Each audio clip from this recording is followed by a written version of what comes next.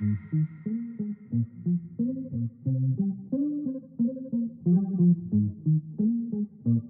right, so this one's targeted more to my newer agents and also homeowners, new home buyers ought to know these things too.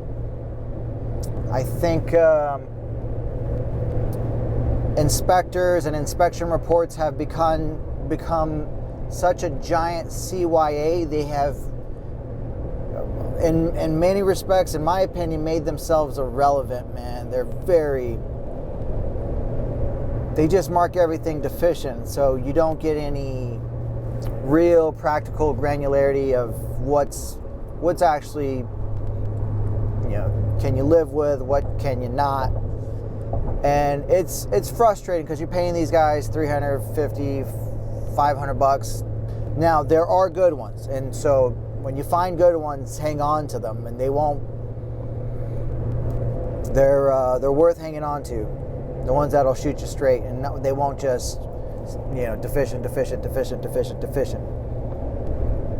But when inspecting a house, there's certain flags you want to pay attention to. Oh, well, you just hit traffic. Yeah, so I want to talk about red flags whenever you're inspecting a property. Right? So whenever I'm looking at a property for myself, family, either as a homeowner, as an owner-occupant type situation, or even as an investment property, there's a couple buckets that I kind of group in internally in my head that I think about. I like thinking about, you got neighborhood characteristics. Is it a renter's neighborhood? Is it an owner's neighborhood?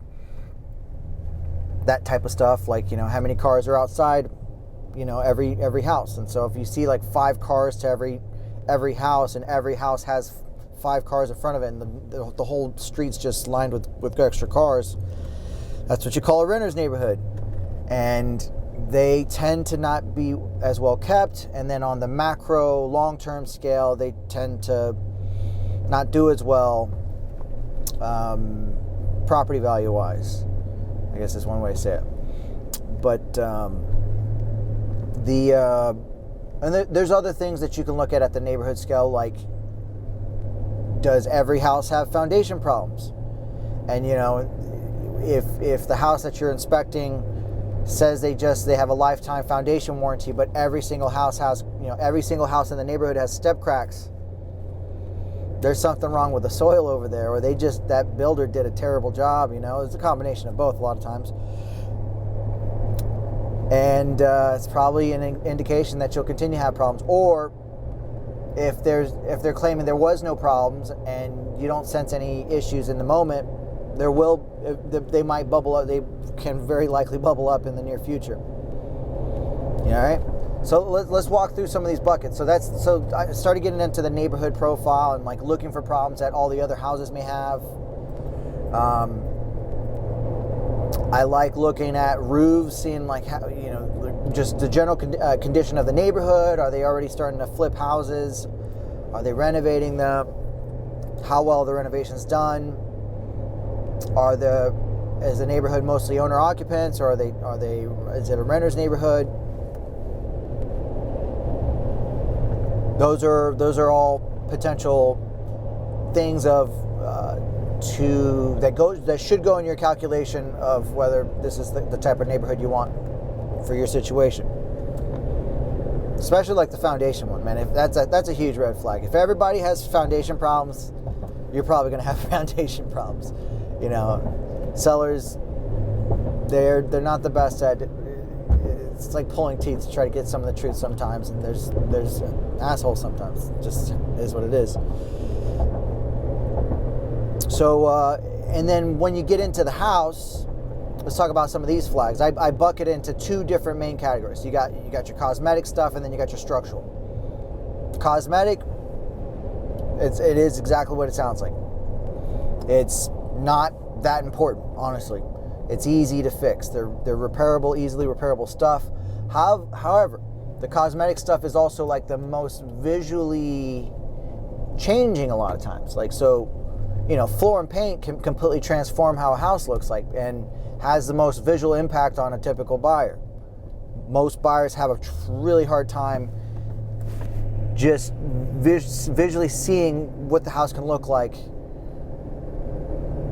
And so when I see a lot of cosmetic problems, but the structural is good, that's a green light for me for any of the projects that you want to do with it. Flip, rent, own. You're probably going to run into some equity. Those are equity opportunities in my book. Structural problems, those are, you want to really inspect them carefully. Those are usually humongous flags because it's extra invasive to get them taken care of. When I say structural, I'm talking roof, framing, plumbing, so sewer line, water lines, foundation, obviously, ceiling around the house, electrical, and you want to know, so like, here's a good one for electrical, like stuff built in the 60s when we were like in a copper shortage because of the Vietnam War. They started using aluminum wiring, right?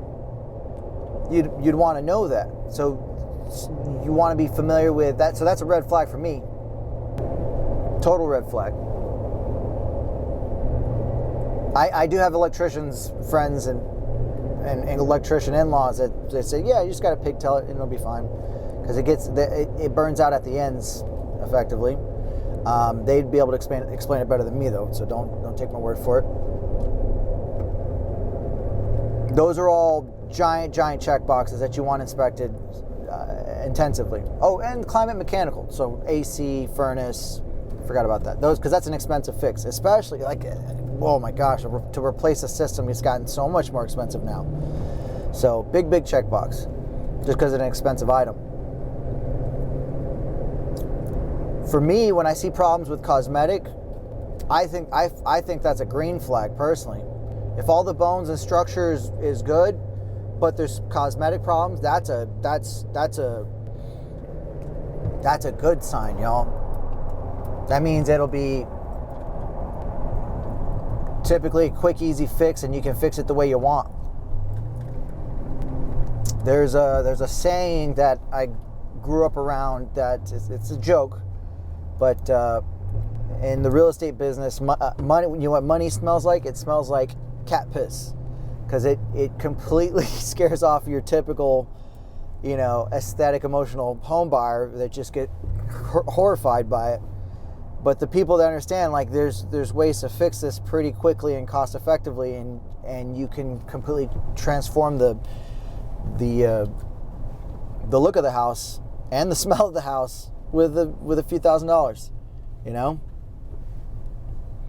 So let's review some of those flags. So you want to look at neighborhood characteristics. Depending on your situation, it may or may not matter. You have your bones, your structure. So make sure those are all looking good.